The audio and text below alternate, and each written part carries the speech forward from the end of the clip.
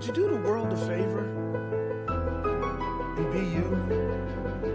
Because everybody else is already taken. Do the world a favor and be you. The world needs you, or God wouldn't have made you.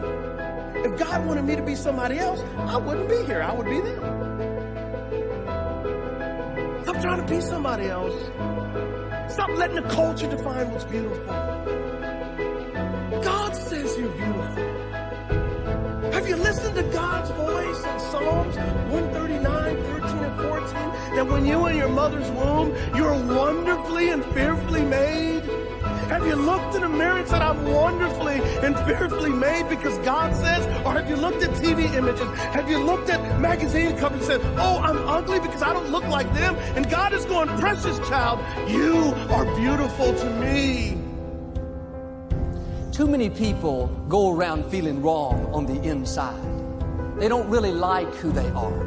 They focus on their faults, weaknesses. They're constantly critical toward themselves. That recording of everything they've done wrong is always playing in their mind. You're impatient. You blew your diet yesterday. You lost your temper. You're still struggling with that addiction. You should be ashamed of yourself. They wonder why they're not happy. It's because they have this war going on the inside. You're not supposed to go through life feeling wrong about yourself. Quit focusing on your faults. Quit overanalyzing your weaknesses. Quit beating yourself up because you're not where you thought you would be. Here's the key. You're not a finished product.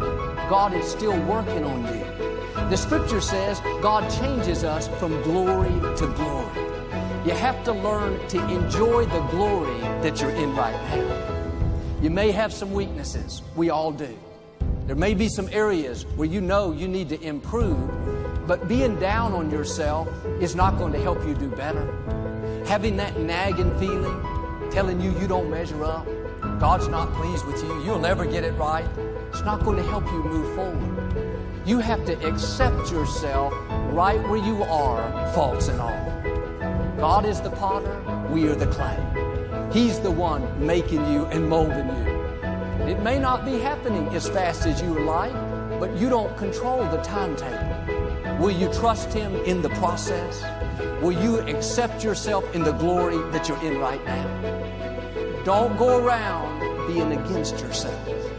You may have some things wrong with you, but can I tell you, you have a lot more right with you. You may have a long way to go, but if you look back, you'll see how far you've already come.